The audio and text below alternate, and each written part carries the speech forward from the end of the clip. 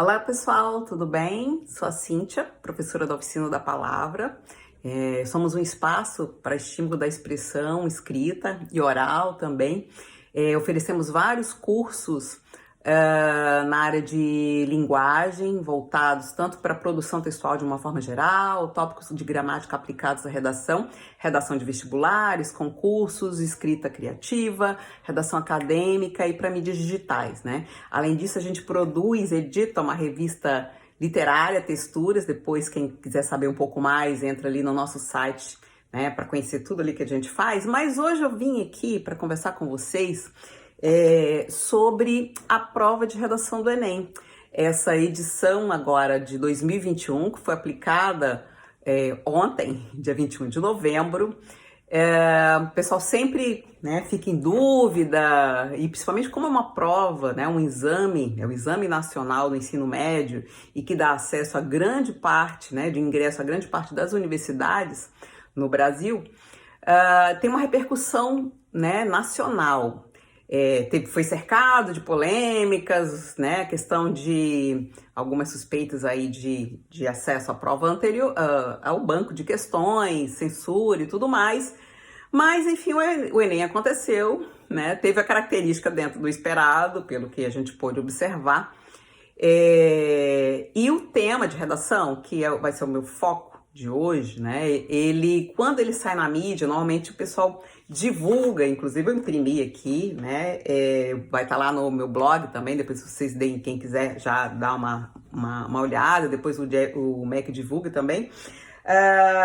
Nós temos aqui a proposta de redação e o pessoal acaba repercutindo bastante o tema: invisibilidade e registro civil, garantia de acesso à cidadania no Brasil, né? Então esse foi a proposta tema, né? O tema central, para que o aluno pudesse fazer uma dissertação argumentativa até 30 linhas, né?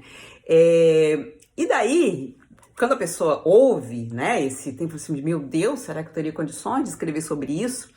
E eu vou dizer, e o que eu vou tentar desmistificar, e o que eu tento fazer todo ano, né, e falo com os alunos, por mais que a gente trabalhe questões de atualidades, que o aluno tenha senso crítico, que amplie seu repertório por meio não só além dos conteúdos que ele estudou no ensino médio, que são abordados e tem uma conexão com os temas de um modo geral, né, a gente tem que estar antenado às questões de cidadania, as questões, né, que envolvem, né, que tem um impacto na vida nacional. O Enem, ele costuma trazer como tema um problema, né? Ele traz uma temática que é um problema, né?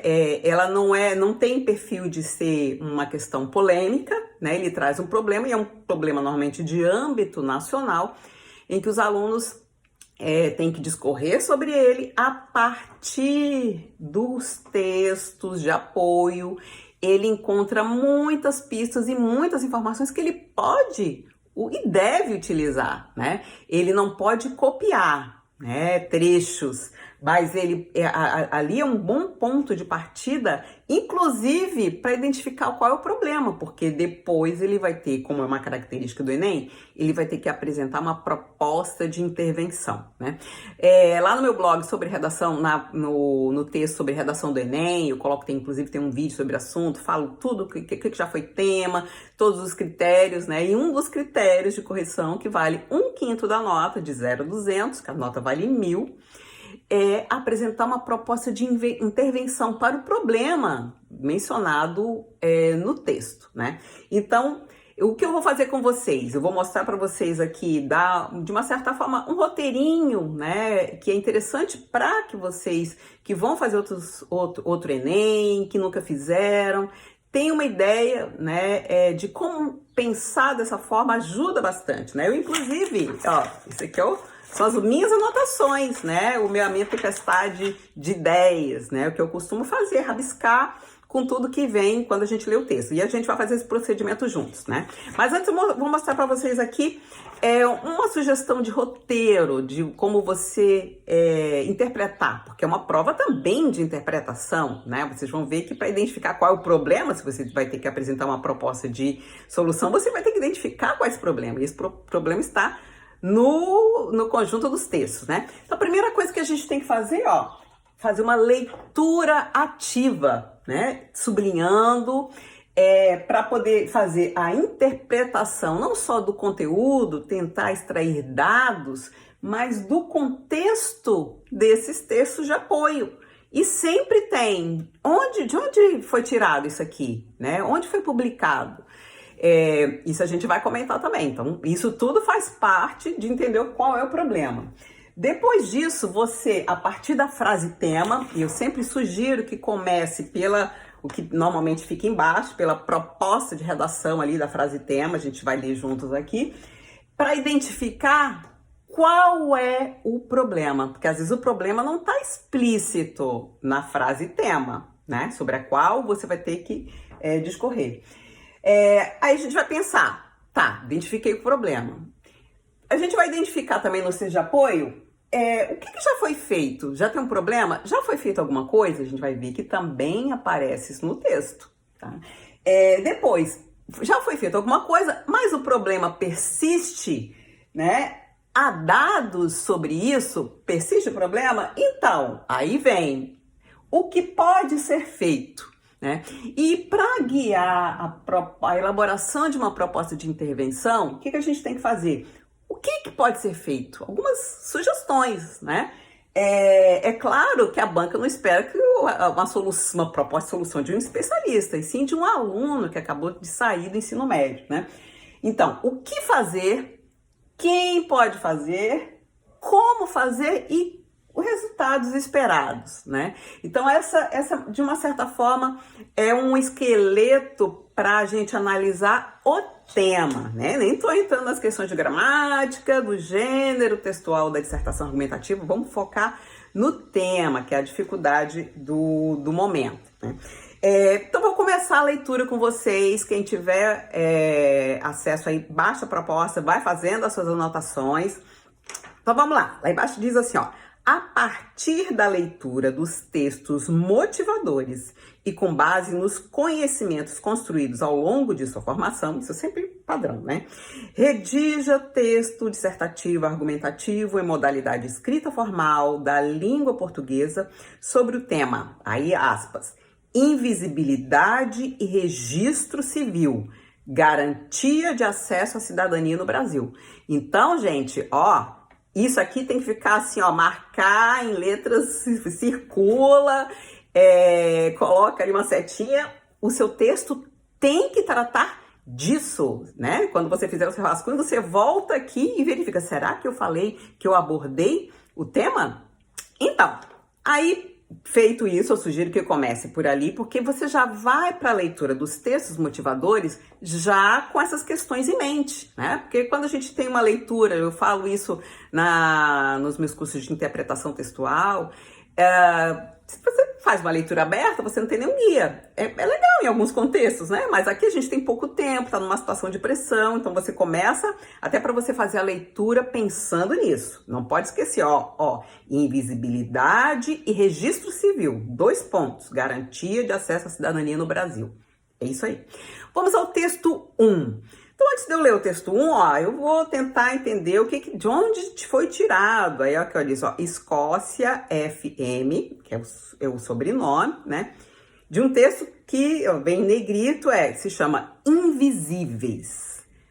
Uma etnografia sobre identidade, direitos e cidadania nas trajetórias de brasileiros sem documento. Então, o nome do texto, de onde foi tirado esse trechinho, é isso. É uma tese de doutorado em História, Política e Bens Culturais da Fundação Getúlio Vargas, concluída em 2019, publicada em 2019, né? Então, ó, a gente já tá sabendo que é um estudo. E aí tem um trechinho, vamos ler juntos aqui, ó, texto 1. Toda sexta-feira, o ônibus azul e branco, estacionado no pátio da Vara da Infância e da Juventude, na Praça 11, centro do Rio de Janeiro, né? Sacoleja com o entra e sai de gente a partir das 9 horas. Do lado de fora, nunca menos de 50 pessoas, todas pobres ou muito pobres, quase todas negras, cercam o veículo, Perguntam, sentam e levantam, perguntam de novo e esperam sem reclamar o tempo que for preciso.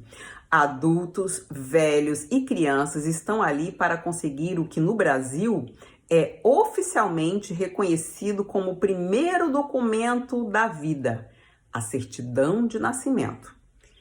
Ao longo do discurso desses entrevistados, e aí fica claro que é uma pesquisa ali que ela recorreu, né, não só a parte teórica, mas ali pesquisou, fez um trabalho de campo, pesquisou as pessoas aqui envolvidas, né? Então, ao longo do discurso desses entrevistados, fica clara a forma como os usuários se definem. 2 pontos e aspas. 0 à esquerda, cachorro, nada, pessoa que não existe, entre outras, todas são expressões que conformam claramente a ideia da pessoa sem registro de nascimento sobre si mesma, como uma pessoa sem valor, cuja existência nunca foi oficialmente reconhecida pelo Estado. Esse texto aqui deixa muito clara, né, é a questão da invisibilidade social, né? E invisibilidade social foi um tema que a gente trabalhou com os alunos, é um tema que faz parte, né, do estudo no conteúdo do ensino médio, quando você vai analisar a sociedade brasileira, as desigualdades sociais. Entre esses vários aspectos está a invisibilidade social, né? Então, aquelas pessoas que não são oficialmente incluídas na categoria nem de cidadãos, né? Moradores de rua, pessoas muito empobrecidas, e que, né, são invisíveis, elas não são consideradas pessoas nem pessoas, né? Como elas falaram aqui, né? 0 à esquerda, né? Então, esse foi o primeiro texto. Aí guarda lá na sua mente, faz as suas anotações ali na leitura, né? Então veja que o tempo da prova ali, você tem que pelo menos uns 10 minutos dedicar a pensar sobre isso. Leitura atenta, ó, e no contexto. Vamos lá, segundo texto.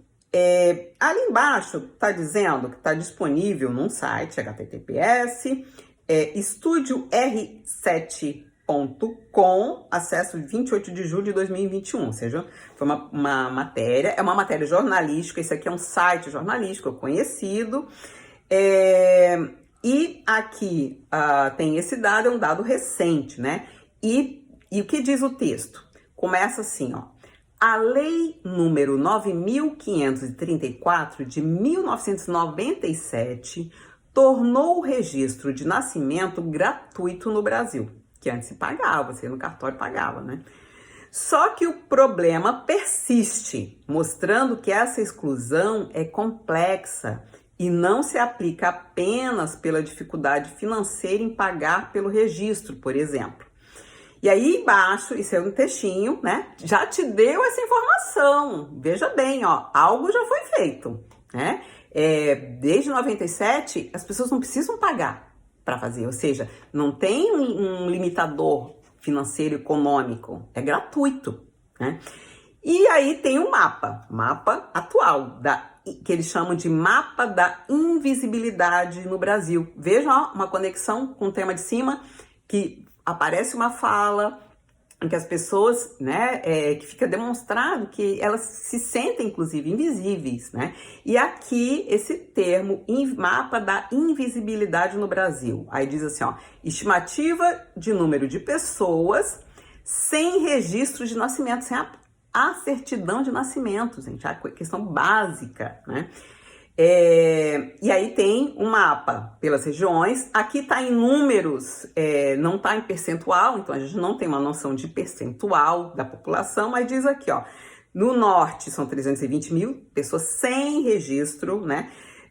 No Nordeste, 828 mil, no Centro-Oeste, 248 mil, no Sudeste, 1,15 milhão de pessoas, e no Sul, 399 mil pessoas, ou seja, é muita gente ainda, mesmo nas regiões, ó, como o Sudeste, que é uma região economicamente mais rica, né, do modo geral, oficial, né, aí depois quando a gente vai estudar com quem está essa riqueza, que a gente percebe as grandes desigualdades, mas o dado é que, ó, vejam ali, ó, tem que interpretar as duas coisas. O trechinho de cima do texto 2 Diz que a lei tornou o registro do nascimento gratuito no Brasil. Mas ainda tem muita gente sem registro. Esse é o problema. O problema está aqui, ó. Identificação do problema. Mesmo, né, com a lei, né, que tornou gratuito o registro, qualquer pessoa pode tirar gratuitamente, ainda tem muita gente que não tira. Por que será? A gente começa a levantar algumas hipóteses, né? E aí partimos para o texto 3, texto de apoio 3. A certidão de nascimento é o primeiro e o mais importante documento do cidadão. Com ele, a pessoa existe oficialmente para o Estado e a sociedade. Só de posse da certidão é possível retirar outros documentos civis, como a carteira de trabalho, a carteira de identidade, o título de eleitor e o cadastro de pessoa física, o CPF. Além disso, para matricular uma criança na escola e ter acesso a benefícios sociais, a apresentação do documento é obrigatória. De onde é que está esse texto?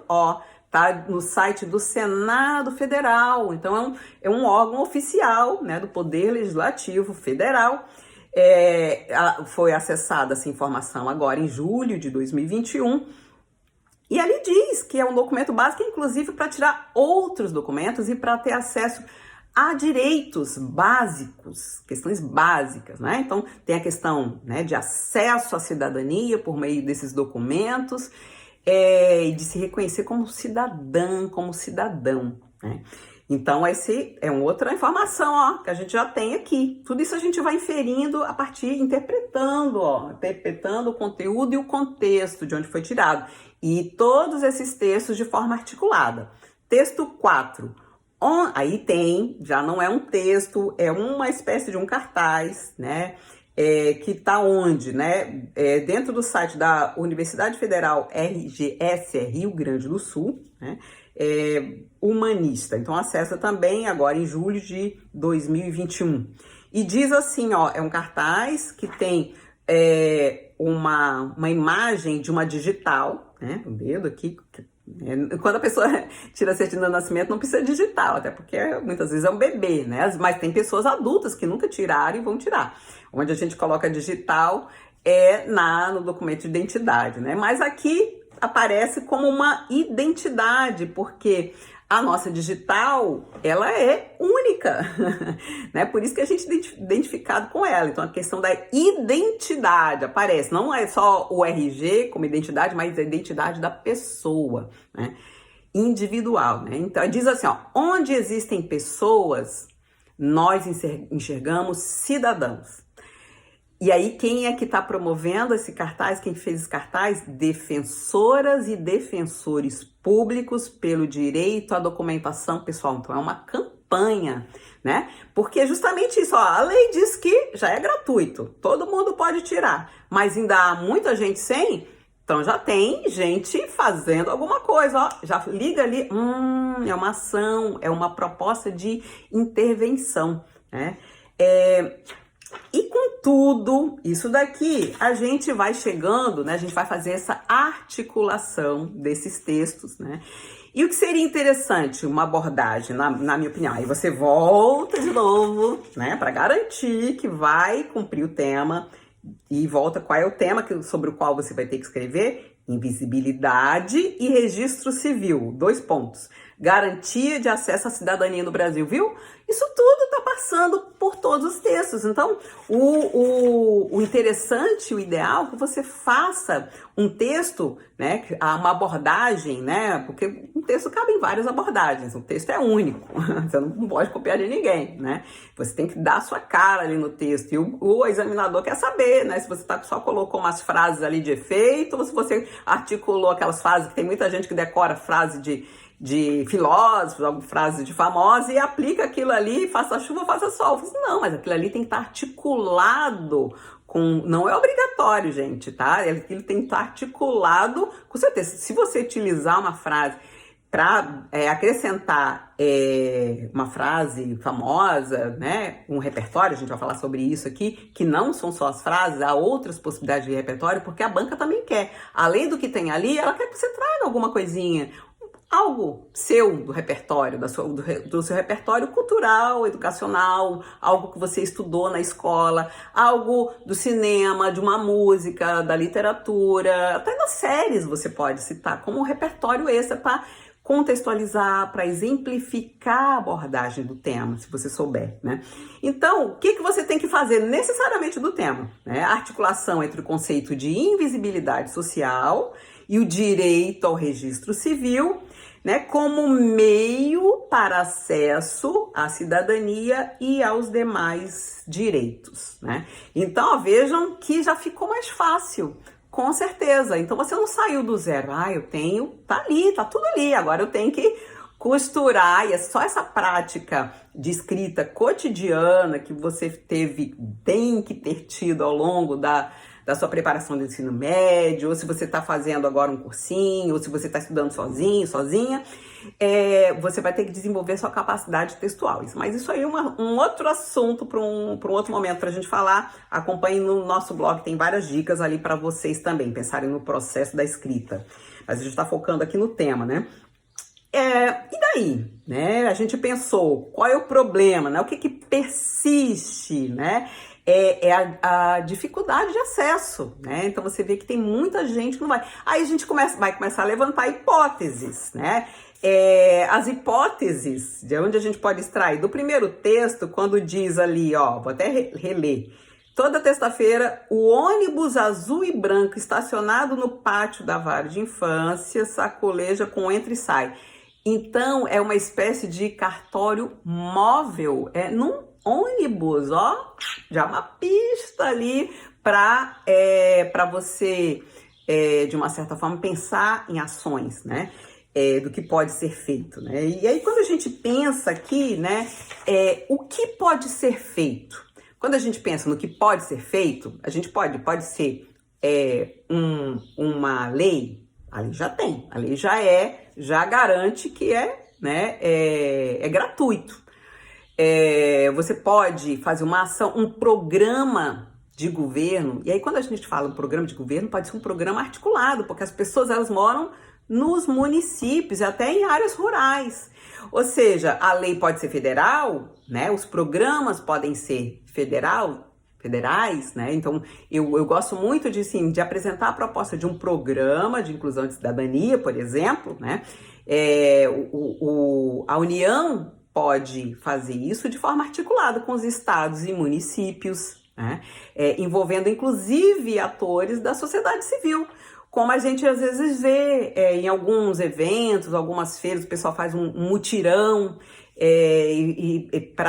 leva numa praça, num centro coberto, numa escola, num espaço que as pessoas, todo mundo que não consegue ir até um local, um cartório, um local oficial para poder tirar qualquer documento, inclusive carteira de trabalho, certidão de nascimento, RG, que normalmente ssão feitos muitas vezes em parceria, né, com outras instituições, né, públicas, mistas ou privadas, inclusive, né?